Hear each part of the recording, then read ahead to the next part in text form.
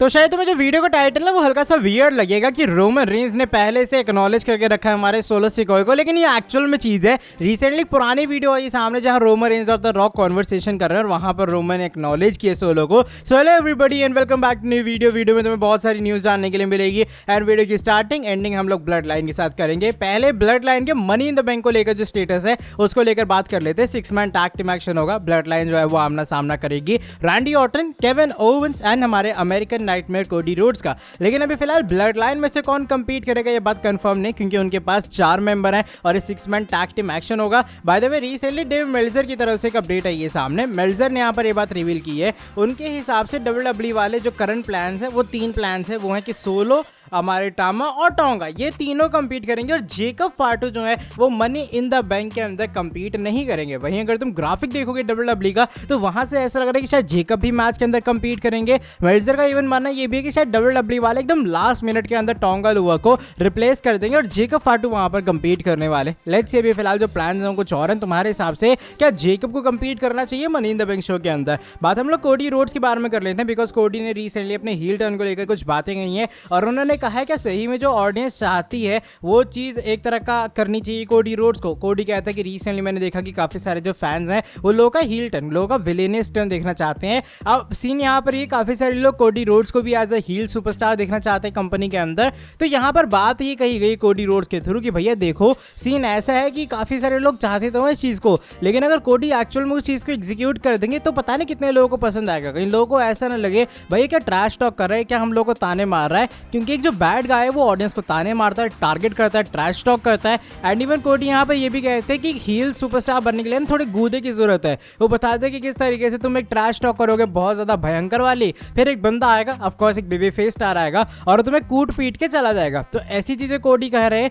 कि भाई अगर मान लो वो हील कैरेक्टर बन भी जाते हैं, कहीं ऐसा ना हो कि कुछ ऑडियंस को ऐसा लगे कि भाई कोडी ये क्या कर रहा है, कोडी तो अच्छा इंसान था, वो ट्रैश टॉक क्यों कर रहा है। तो कोडी को ये कुछ बातें उनके हील टर्न को लेकर लगती हैं। लेकिन ऑफकोर्स वो बात करते हैं यहाँ पर द रॉक के रीसेंटली हील टर्न की, जो कि डेफिनेटली काफी सक्सेसफुल रहा। तो वैसी कुछ चीजें कोडी भी इन फ्यूचर शायद करना चाहेंगी कंपनी के अंदर। तो ये कुछ बातें कोडी के हील टर्न को लेकर आई है सामने। तुम्हारे हिसाब से क्या कोडी को हील टर्न करना चाहिए या फिर नहीं? अपना ओपिनियन बताना कमेंट सेक्शन में। अगर तुम लोग हॉलीवुड मूवीज देखते हो या फिर हॉलीवुड वेब सीरीज देखते हो, तुम लोग द बॉयज जो वेब सीरीज है उससे काफी ज्यादा फेमिलियर होगे और ऑफकोर्स उसके अंदर एक कैरेक्टर है जो कि मेन है होमलैंडर का। तो काफी सारे लोग जो होमलैंडर के कैरेक्टर का पूरा एक तरह का कैरेक्टराइजेशन है वो कोडी से कंपेयर करते हैं, स्पेशली जिस तरीके से वो बंदा कपड़े पहनता है। तो कोडी रिसेंटली द बॉयज के साथ में या फिर जो प्राइम वाले हैं उनके साथ में कोलैब की है और उन्होंने यहाँ पर द बॉयज का जो रिसेंटली सीजन है उसको प्रमोट किया एज होमलैंडर बनके। और फैंस का यहाँ पर काफी अनएक्सपेक्टेड सा रिएक्शन था कि भाई ये क्या कोडी कर रहे हैं। तुम लोग देख पा रहे हो जो ट्रेलर टीजर है वो उन्होंने डाला भी अपने ऑफिशियल जो ट्विटर अकाउंट है उसके ऊपर कि भाई तुम लोग किस चीज़ के बारे में बात करना चाह रहे हो।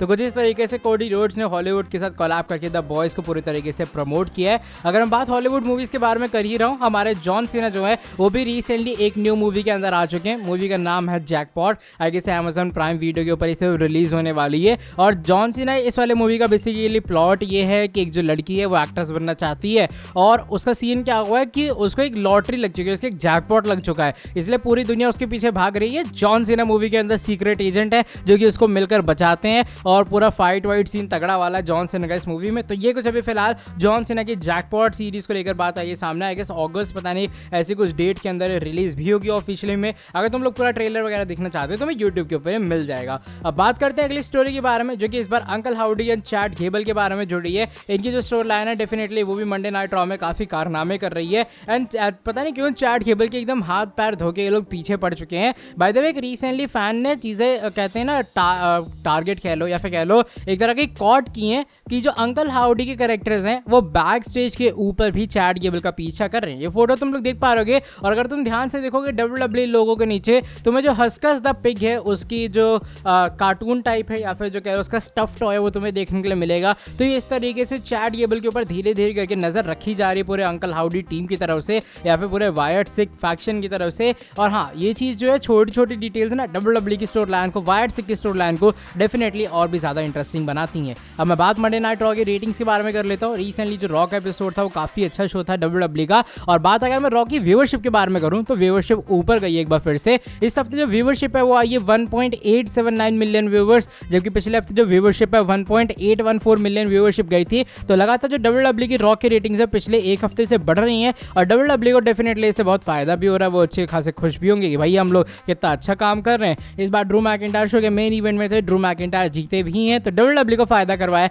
और ये कुछ थी रिसेंटली मंडे नाइट रॉ की रेटिंग्स। अब बात करते हैं आज की हमारी फाइनल स्टोरी की तरफ। ये रोमन रेंज के बारे में जुड़ी है। सोलो अपने आप को लगातार ट्राइबल चीफ कह रहे कि भैया मैं ट्राइबल चीफ हूँ, मैं ये हूँ, मैं वो हूँ। लेकिन अगर मैं ये कहूँ कि रोमन रेंज भी शायद ऑलरेडी एक्नॉलेज करके बैठे सोलो को, तो शायद सुनने में वियर्ड लगेगा। हुआ क्या, रिसेंटली ट्विटर के ऊपर वीडियो क्लिप चल रही है जो कि पुराने द रॉक और रोमन के सेगमेंट के, ये रेसलमेनिया से पहले वाले। इसमें सेगमेंट में बेसिकली क्या है, सोलो आगे खड़े हैं, वो अपना अंगूठा इन्फोर्सर वगैरह जो मारते हैं ना, वो अपना पूरा फिनिशर उसके लिए देख रहे होते हैं। और पीछे रोमन रेंज द रॉक बात कर रहे होते हैं। रोमन द रॉक से कहते हैं मैंने तुम्हें कहा था ना कि ये पूरे तरीके से अब रेडी हो चुका है। यानी कि एक तरह का वो कहना ये चाह रहे हैं कि भाई अब अगला सोलो जो है, या फिर अगला सोलो कह रहा हूँ, अगला जो ब्लड लाइन लीडर है उसको बनने के लिए सोलो तैयार है। अगले कंपनी को या फिर सामून फैमिली को टेक ओवर करने के लिए सोलो तैयार है। तो ये जो सेगमेंट है वो लोगों को बता रहा है कि शायद कहीं ऐसा तो नहीं कि जो रोमन रेंज है वो भी अभी फिलहाल एक्नॉलेज करके बैठे हैं सोलो को। ऐसा तो नहीं कि जो रोमन रेंज है वो भी WWE के अंदर जब वापस आएंगे सोलो की साइड ले लेंगे। देखो मेरे हिसाब से ऐसा नहीं होगा। ये डेफिनेटली डिटेल्स जो है वो धीरे धीरे करके अनफोल्ड होंगी।